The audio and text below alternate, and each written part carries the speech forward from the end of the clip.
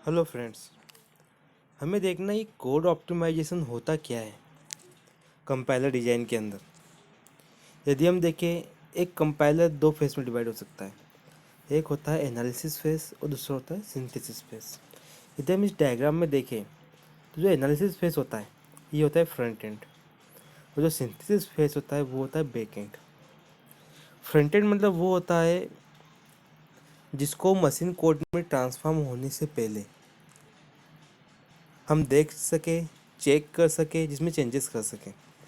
वो बैकएंड वो होता है जब हमारे द्वारा बनाया गया कोड एक बार मशीन लैंग्वेज या कंप्यूटर की लैंग्वेज में चेंज हो गया, फिर हम उसमें चेंजेस नहीं कर सकते। तो जब हम डायग्राम में देखें तो एनालिसिस फेज के पास में सोर्स कोड है, सिंथेसिस फेज के पास में मशीन कोड है, और एनालिसिस फेज और सिंथेसिस फेज के बीच में इंटरमीडिएट कोड रिप्रेजेंटेशन है।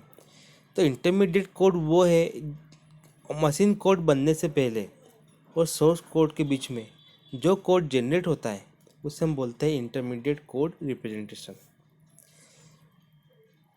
अब बात होती है कोड ऑप्टिमाइजेशन की। तो कोड ऑप्टिमाइजेशन वो टेक्निक है जिसको सिंथेसिस फेज के अंदर परफॉर्म किया जाता है। सिंथेसिस फेज के अंदर हम जो इंटरमीडिएट कोड है उसको इम्प्रूव करने की कोशिश करते हैं ताकि हमको टारगेट आउटपुट मिल सके। Target output means machine code. लेकिन इन मशीन कोड्स को पाने के लिए हमें एक बात का ध्यान रखना पड़ता है कि सीपीयू का यूटिलाइजेशन कम से कम होना चाहिए, मेमोरी का यूटिलाइजेशन कम से कम होना चाहिए। जब हम यूटिलाइजेशन को भी कम कर सकें तब हम बोल सकते हैं कि हमने एक प्रॉपर कोड ऑप्टिमाइजेशन की टेक्निक को यूज़ किया है। लेकिन जब भी हम ऑप्टिमाइजेशन करते हैं तो हमें कुछ ऑब्जेक्टिव्स का ध्यान रखना पड़ता है। जैसे कि जब भी हम ऑप्टिमाइजेशन करते हैं वो करेक्ट होना चाहिए।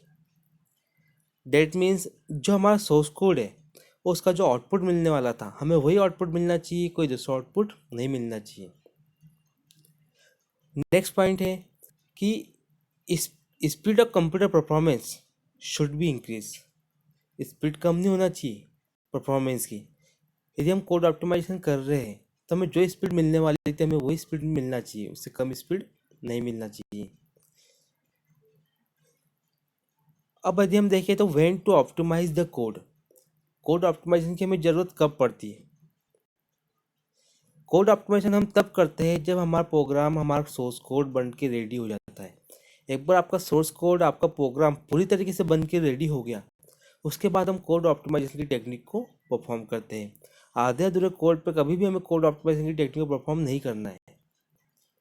दो तरह के कोड ऑप्टिमाइजेशन होते हैं, एक होता है मशीन इंडिपेंडेंट ऑप्टिमाइजेशन, दूसरा होता है machine dependent optimisation.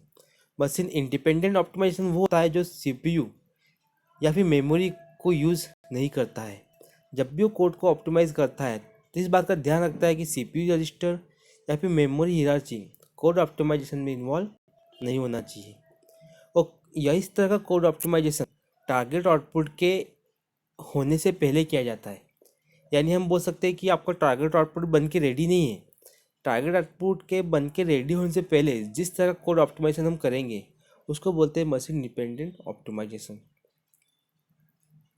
Machine dependent optimisation वो होता है जब आपका टारगेट आउटपुट बन के रेडी है, उसके बाद जो कोड ऑप्टिमाइजेशन हम लोग करते हैं उसको बोलते हैं मशीन डिपेंडेंट ऑप्टिमाइजेशन।